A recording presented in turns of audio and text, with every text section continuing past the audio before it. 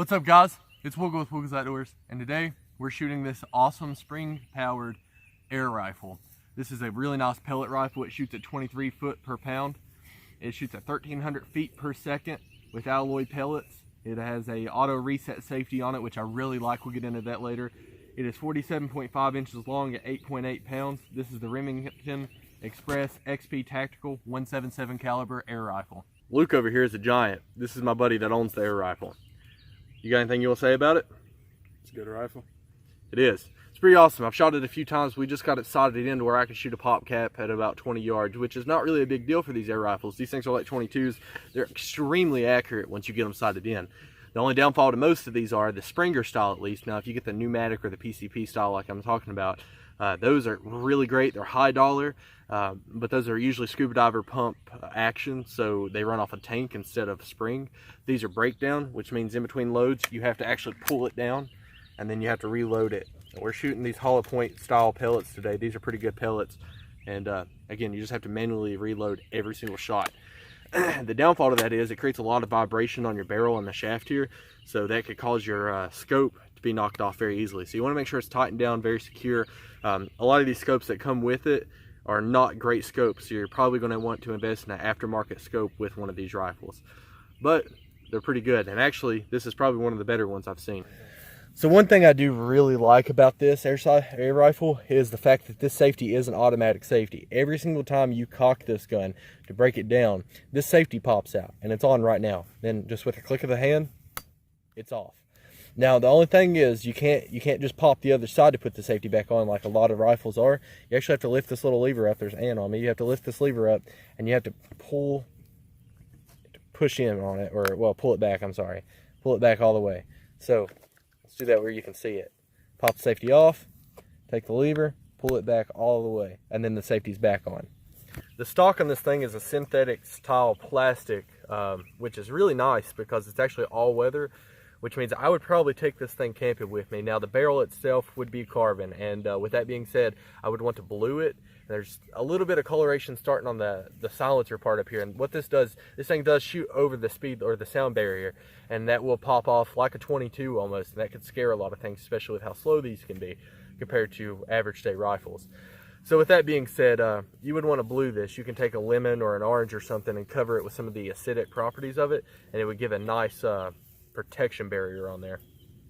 So just to show you guys exactly how awesome this air rifle is, we're going to set up at about 20 yards here, take a couple shots.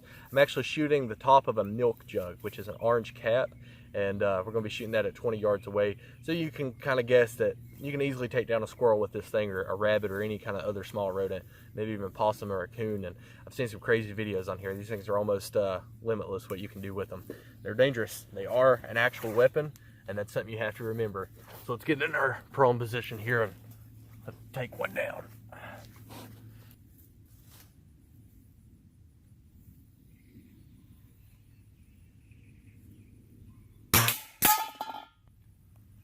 Nailed it. I just barely clipped the top of it, this right here.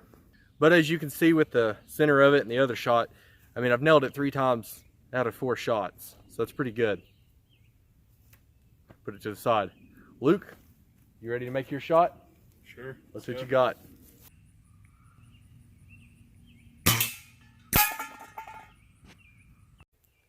So we have a bottle of soda here.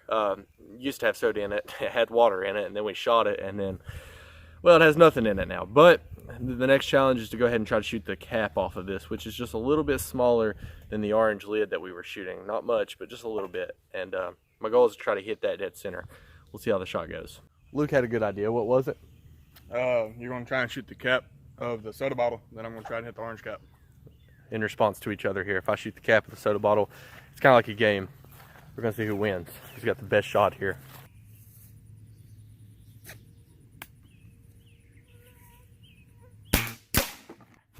I don't have like an ultra slow camera to like record slow definition or anything, or slow speed.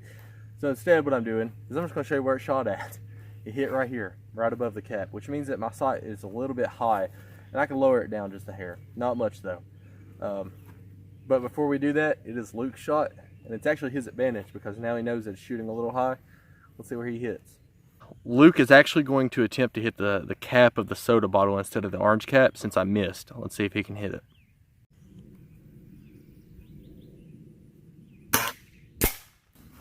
This is Luke's shot down here. This was my shot. So mine shot a little high. The overall left and right was good though. His left and right was a little off, but he shot just barely to the right of it. I mean, I'm talking like an eighth of an inch, really. I mean, honestly, it's just ridiculous how close that was.